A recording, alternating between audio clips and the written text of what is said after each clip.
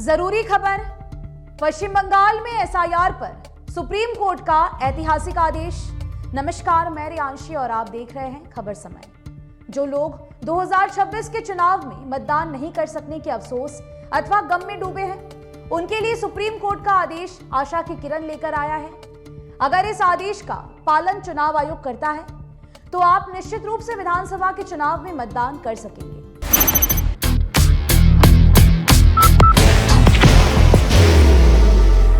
There will only be one insignia.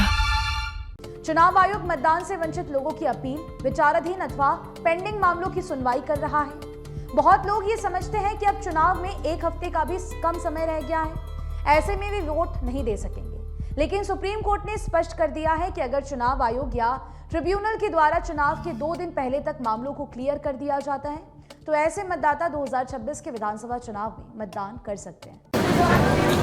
बाहर की भागदौड़ अब नहीं तोड़ेगा आपके घर का सुकून। SBM गोल्ड UPVC विंडोज, आपके घर का सुकून।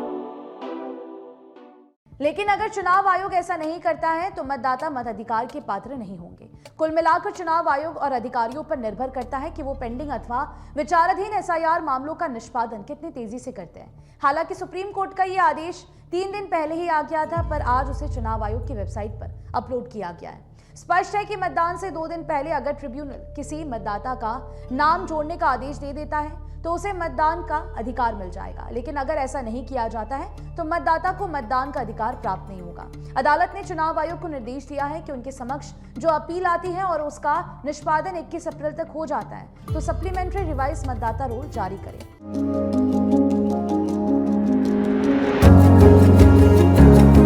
मनोकामना हॉस्पिटल, इस्कॉन मंदिर रोड, सेवक रोड, सिलीगुड़ी।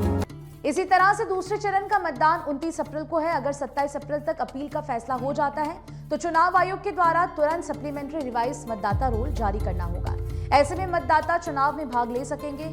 अब सारी ट्रिब्यूनल पर ही निर्भर करता है। अगर ट्रिब्यूनल नाम जोड़ना या हटाने का अंतिम आदेश निर्धारित तिथि से पहले दे देता है तो मतदाता को निराश होने की जरूरत नहीं पड़ेगी। सुप्रीम कोर्ट ने साफ कर दिया है कि मामला लंबित होने से वोट देने का अधिकार नहीं मिलेगा। Elevate your career at IIHM Siliguri, organizers of the International Young Chef Olympiad. Earn a degree with placements in France and Mauritius. Now in Kalimpong.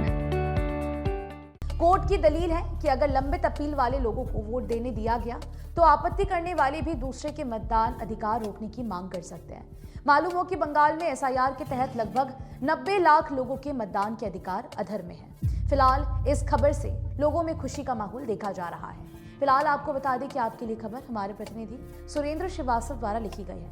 आप हमारे खबरों को YouTube पर भी देख सकते हैं। हर समय खबर समय। धन्यवाद।